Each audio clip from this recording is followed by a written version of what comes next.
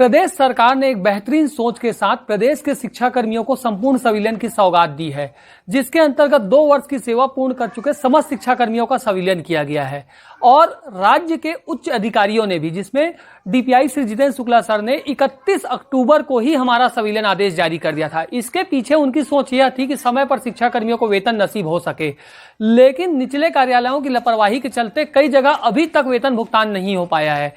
दिसंबर भी गुजर गया और उसके बाद अगर वेतन भुगतान नहीं हो पाता है तो यह अपने आप में एक सोचने वाली विषय होगी कि आखिर इस संविलियन का लाभ शिक्षा कर्मियों को सही समय पर सही तरीके से मिल पा रहा है कि नहीं।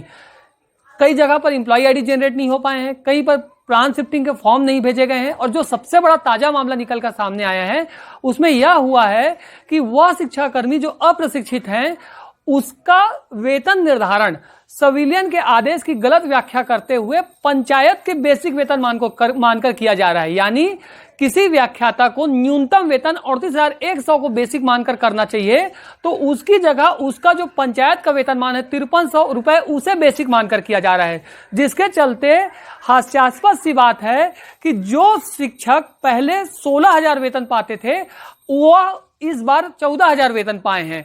बलरामपुर जिले के वाड्रप नगर ब्लॉक के स्कूलों में यह घटना घटी है, जहां पर बीओ कार्यालय के द्वारा 3 व्याख्याताओं का वेतन निर्धारण करते हुए उन्हें 14,502 रुपए का वेतन का भुगतान किया गया है। इस संबंध में जब शिक्षकों ने हमको जानकारी दी तो मैंने स्वयं वहां के शाखा प्रभारी से बात की, घनश्याम नायक जी, और उन्हें मैंने कहा कि आप इस संबंध में एक बार उच्च अधिकारियों से मार्गदर्शन ले लीजिए और उसके बाद हम चर्चा कर लेंगे। लेकिन आप जो वेतन भुगतान कर रहे हैं वह सरासर गलत है। उन्हें मैंने रेफरेंस के तौर पर श्री जितेंद्र शुक्ला सर से हुई बातचीत और वहां राज्य कार्यालय के गांधी मैडम से हुई बातचीत का भी हवाला दिया कि मिनिमम वेतन इतना तो मिलना ही मिलना है। साथ ही अप्रशिक्षित लोगों के लिए यह नियम है कि उन्हें वेतन वृद्धि की पात्रता जो है वह प्रशिक्षित होने के बाद मिलेगी, लेकिन न्यूनतम वेतन मान उसको देना ही होगा, क्योंकि यदि उन्हें न्यूनतम वेतन मान नहीं दिया जाता है तो फिर उनके लिए संविलियन का कोई लाभ ही नहीं है। लेकिन इसके बाद भी बाबू ने आज मुझे यह जवाब दिया कि उनके बीओ ने उन्हें निर्देशित किया है कि ऐसे ही वेतन भुगतान करना है, जिसके कारण यह स्थिति निर्मित हुई कि जो शिक्षक विगत कई सालों से 16,000 वेतन पा रहे थे उन्हें संविलियन के बाद 14,000 का वेतन मिला है। इस पूरे मामले की हमने लिखित शिकायत दस्तावेज के साथ संचालक को की है और उनसे इस पूरे मामले पर संज्ञान लेकर न्याय करने की गुहार लगाई है। और साथ ही जो दोषी अधिकारी हैं जिन्होंने ऐसा भद्दा मजाक संविलियन होने वाले शिक्षकों के साथ किया है उन पर कड़ी कार्रवाई करने की मांग रखी है, ताकि भविष्य में ऐसी घटना की पुनरावृत्ति ना हो। हम उच्च अधिकारियों के साथ शासन के मंत्रियों को और माननीय मुख्यमंत्री जी को भी इस बात से अवगत कराएंगे कि कई जगह पर जानबूझ के अधिकारी जो संविलियन की घोषणा हुई है उसका मजाक बनाने में तुले हुए हैं। विवेक दुबे, प्रदेश संयोजक, संविलियन अधिकार मंच। नायक जी नमस्कार, विवेक दुबे बोल रहा हूँ। मैं प्रदेश संयोजक हूँ शिक्षा कर्मियों के संगठन संविलियन अधिकार मंच का। मैं ये बता नायक सर, आपके यहाँ जो अप्रशिक्षित हैं उनका वेतन कितना बना रहे हैं आप? जो पुराना शिक्षा कर्मी थे उतना ही। अच्छा, आप कंफर्म है कि इतना ही वेतन बनेगा?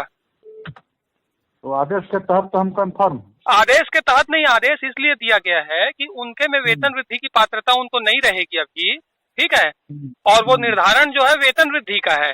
किसी को अगर आप स्कूल शिक्षा विभाग में लेक्चरर बना रहे हैं तो लेवल 9 जो होता है वो तो वेतन दोगे ही ना, 38,100 तो मिनिमम देंगे ही ना आप उसका, उससे कम थोड़े दे सकते हैं। नहीं, उसमें लिखा है वेतन वृद्धि प्लस वेतन निर्धारण नहीं करेंगे। आप उसका गलत व्याख्या कर रहे हैं। आप वहाँ राज्य कार्यालय में एक बार बात कर लीजिए, अगर ना हो तो मैं ये ऑडियो रिकॉर्ड करके ऊपर भेज देता हूँ, ठीक है?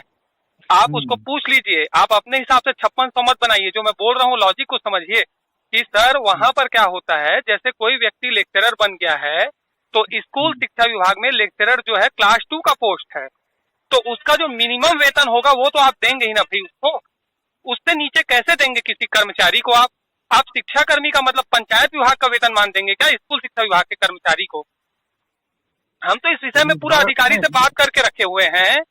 आप अपने मन से बिना चर्चा किए दे रहे हैं, इसलिए मैं आपको फोन किया हूँ। हम अपने अधिकारी से बात किए, डीओ वाले से, जिला से नहीं बात की हम। अच्छा, डीओ बोले हैं कि डीडीओ बोले हैं आपको? नहीं, हमारे बीओ साहब से। डीओ मतलब आप डीओ बोल रहे हैं कि सीओ बोल रहे हैं, क्या बोल रहे हैं, समझ नहीं आ रहा है। जिला शिक्षा बीओ बीओ। अच्छा, विकासखंड शिक्षा अधिकारी आपके यही बोले हैं कि ऐसा वेतनमान देना है? नहीं, ऐसे मतलब हम लोग बताए हैं कि सर मतलब निर्धारण नहीं लिखा हुआ है, जी निर्धारण नहीं कर रहे हैं बस। ठीक, नहीं तो आप उनको बताएं कि मैं उनको शिक्षाकर्मी का वेतन दे रहा हूं कहकर। नहीं, निर्धारण नहीं कर रहे हैं, इतना बस बताया। भाई निर्धारण नहीं कर रहे हैं तो वो बेचारे कैसे समझेंगे कि आप इंक्रीमेंट की बात कर रहे हैं कि नॉर्मल वेतन की बात कर रहे हैं? आप एक बार चर्चा कर लीजिए, है ना, और मैं भी बात कर लेता हूँ। आप आज चर्चा कर लीजिए, कल मैं आपको फिर फोन लगाता हूँ, और अगर आप आश्वस्त होंगे तो इस बात को मैं सीधे संचालक सर को बताऊंगा। बहुत बड़ा चूक है ना ये, ऐसे किसी का वेतन निर्धारण थोड़े करते हैं। और चलिए अच्छा ठीक है ना, बात कर लीजिए फिर। नहीं, मैं नहीं बात करूंगा, पहले आप एक बार बात कर लीजिए, आप अपने हिसाब से कंफर्म हो जाइए, ठीक है, कि इतना ही देना है। उसके बाद सीधा मैं ऑडियो रिकॉर्ड ही कर रहा हूँ, आपकी मेरी बातचीत रिकॉर्ड हो रही है, और मैं सीधे सबूत के तौर पे संचालक सर को भेजूंगा, लोक शिक्षण संचालनालय डीपीआई में, कि आप लोग इस प्रकार का वेतन निर्धारण कर रहे हैं। सर आज 1 महीना भी नहीं, 2 महीना होने जा रहा है। अगर मान लीजिए आपको वेतन में कोई संशय की स्थिति थी तो 2 महीना में एक बार आपको पत्राचार कर लेना था संचालक महोदय से। नहीं, आर्डर तो अभी नहीं निकला है कोई। कब निकला है? 31 अक्टूबर को संचालक जी ने ऑर्डर निकाल दिया था। सिविलियन आदेश, सिविलियन ऑर्डर में ही तो लिखा हुआ है भैया, ये ऑर्डर सिविलियन ऑर्डर के नीचे में तो लिखा हुआ है। तो जब राज्य कार्यालय से 31 अक्टूबर को जारी कर दिया है और आपको संशय था तो आपको 2 महीने में पूछ लेना था। आप पूछे नहीं और आप अपने मन से बना रहे हैं सर, वो भी गलत सलत वेतन। किसी लेक्चरर को आप कैसे कम वेतन देंगे बताइए ना, उसका जो मिनिमम वेतन है वो तो देंगे ना। जैसे गलत अगर दे रहे हैं तो उसका प्रावधान भी तो है कि हम एरियस दे दें। और क्यों एरियस लेगा भाई, आपसे क्यों एरियस लेगा? आपका वेतन कम करके आप किसी को दे देंगे सर, और बाद में एरियस दूंगा बोलेंगे। मैं क्या बोल रहा हूँ कि जैसे आपको भ्रम की स्थिति थी तो आपको इस विषय में ऊपर चर्चा कर लेना था। आपके यहाँ जो मंत्रालय में देखते हैं उसमें गांधी मैडम से मेरी चर्चा हुई है, स्वयं जितेंद्र शुक्ला सर से मेरी चर्चा हुई है, ठीक है। इस विषय में तो हम एकदम स्पष्ट हैं, हम तो बोल रहे हैं ना, नाम लेके बोल रहे हैं आपको। गांधी मैडम से खुद हमारी चर्चा हुई है इस विषय में, हम बताए थे कि कुछ जगह पे ऐसी बदमाशी हो रही है, और सूरजपुर में ऐसा मामला आया था, उस मामले को हमने सुलझाया है। आप कहें तो मैं वहाँ के बाबू का नंबर देता हूँ, आप उनसे बात कर लीजिए। हम सूरजपुर चर्चा हम कहीं नहीं कर पाए, हम उसका जितना समझे उतना हम बनाए। हाँ तो सर किसी के साथ अन्याय होगा तो हम तो बोलेंगे ना, बतौर संगठन के पदाधिकारी, है ना, ठीक है। तो हम इसीलिए बोल रहे हैं आप आज और चर्चा कर लीजिए, ठीक है। अगर आप इस बात पे अड़े रहेंगे कि नहीं भाई हम यही वेतन बनाएंगे, तब फिर हम अपना आगे कदम उठाएंगे, है ना। हम नहीं बता रहे कि हम अड़े हुए हैं। हाँ नहीं, हम इसीलिए आपको बोल रहे हैं कि सर आप एक बार और चर्चा कर लीजिए। हमारा आपसे विनम्र निवेदन है कि आप एक बार चर्चा कर लीजिए। अगर उसके बाद भी आपको लगता है कि नहीं मैं जो कर रहा हूँ वही सही है, ठीक है, तो फिर हम आगे बढ़ेंगे। नहीं तो हम काहे जबरदस्ती को शिकायत करेंगे किसी से। हम इसीलिए आपको फोन लगाए हैं, कायदे से तो हम अधिकारी को भी फोन लगा सकते थे। हम फोन आपको लगाए हैं, उसके पीछे का मकसद यही है कि आपको एक बार बोल दें कि सर आप गलत निर्धारण कर रहे हैं। मैं आपसे ये कह रहा हूँ कि आप एक बार बात कर लीजिए, और ठीक है, संबंधित लोगों से और जानकारी ले लीजिए।